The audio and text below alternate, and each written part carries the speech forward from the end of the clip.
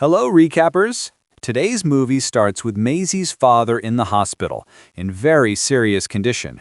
Meanwhile, Maisie gets on stage to tell the story of how her parents, Eric and Rose, fell in love. She uses songs to share how misunderstandings caused them to grow apart. Maisie realizes she didn't really know her parents, not until that night. Earlier, while lying in his hospital bed, Eric had told her the truth about the past. He had asked her to go ahead with her performance that night.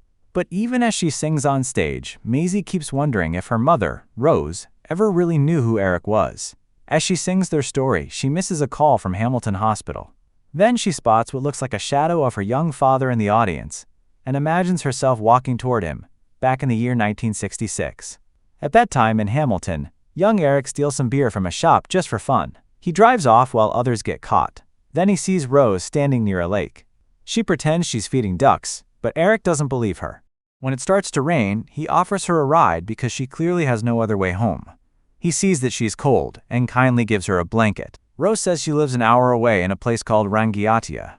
Eric doesn't mind taking her there. When they reach her house, Rose's mother, Eileen, immediately notices that Rose is drunk and takes her inside to help her sober up. Eric explains to Rose's father, Keith, that her friends must have left her on the road.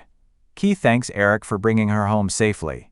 As Eric drives away, Rose quietly watches him go. They're both in a good mood afterward. Eric keeps listening to music in his record store. Rose finds out where he works and comes to visit. She pretends to browse but is clearly there for him.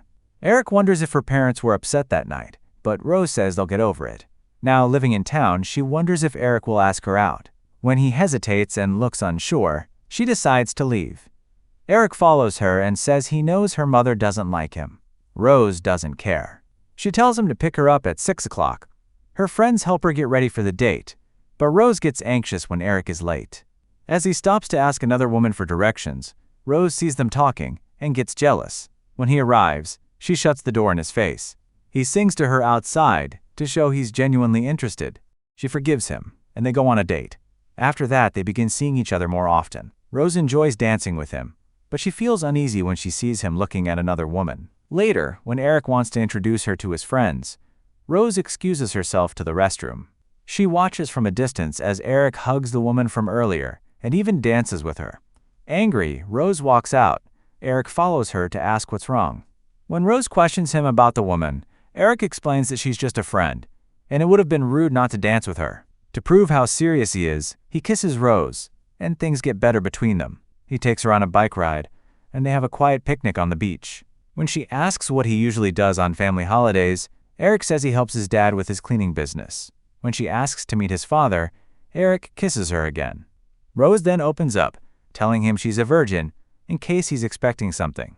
Eric gently reassures her that he's not in a rush and wants her to feel safe. He nervously tells her he's planning a trip to England soon. He dreams of traveling the world and wants to start by playing music in London clubs.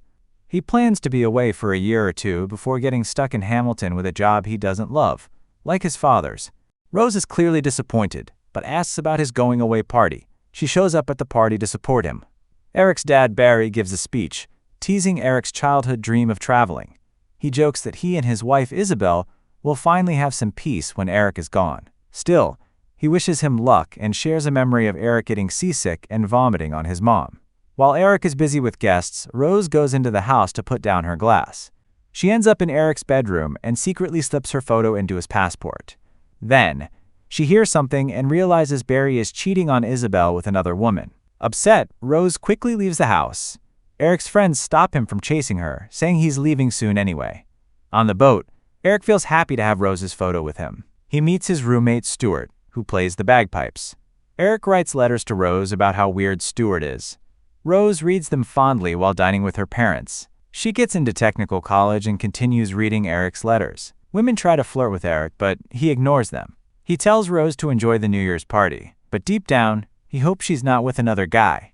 He misses Rose deeply and calls her from London. She can't hear him properly and even warns him not to call again. Soon after, Rose receives a package, flowers, and an engagement ring. When they talk again, she says yes. Eric and Rose have a picture-perfect wedding when he returns. After getting some wedding photos taken, it's time for Barry's speech. Barry talks about life before the cleaning business, when the family worked with flowers. He remembers the place where daffodils grow and meeting Isabel there. 9 months later, Eric was born. He's proud that Eric, like him, met Rose near the daffodils too. Rose gets the dream wedding she wanted but seems uneasy during the car ride. When they arrive at the house Eric bought, she's shocked. It's in bad shape and needs a lot of repairs. Still, Rose agrees to turn it into a home. They settle in, but Eric always has his bandmates over. When Rose gets pregnant, Eileen visits and complains about the leaking pipes. She says Rose needs a better place for the baby. Rose soon gets irritated with her mother and doesn't want her around. As she moves further into the pregnancy, she grows frustrated that the band keeps playing music all night. She tries to stop Eric, but he insists he needs to practice with the boys.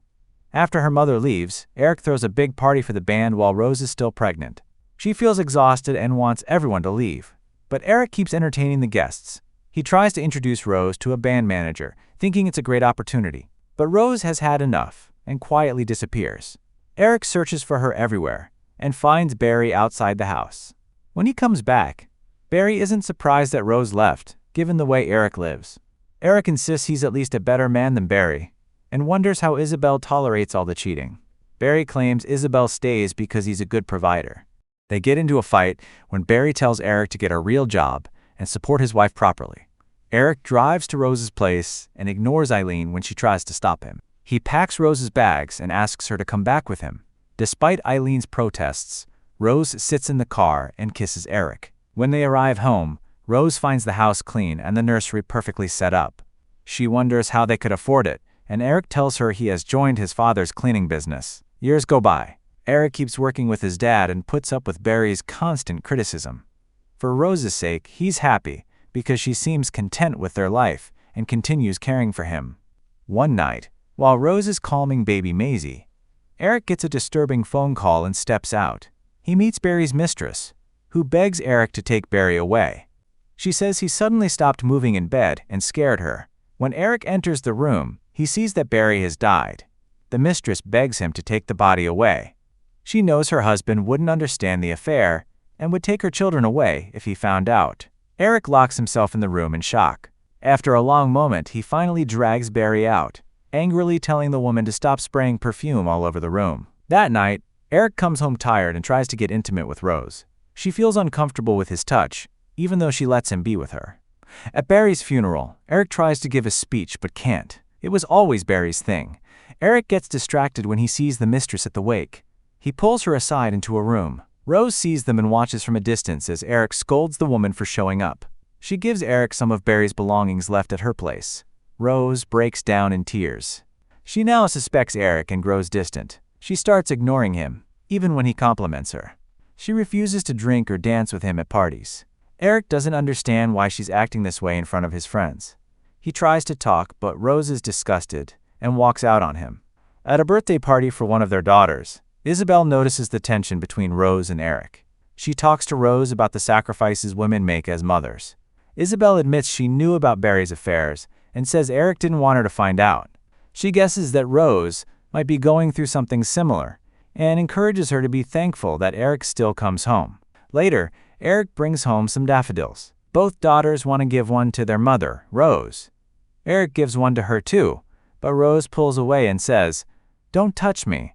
She asks if he also gives flowers to the woman he's seeing. Rose thinks Eric is cheating on her with a woman who wears musk perfume.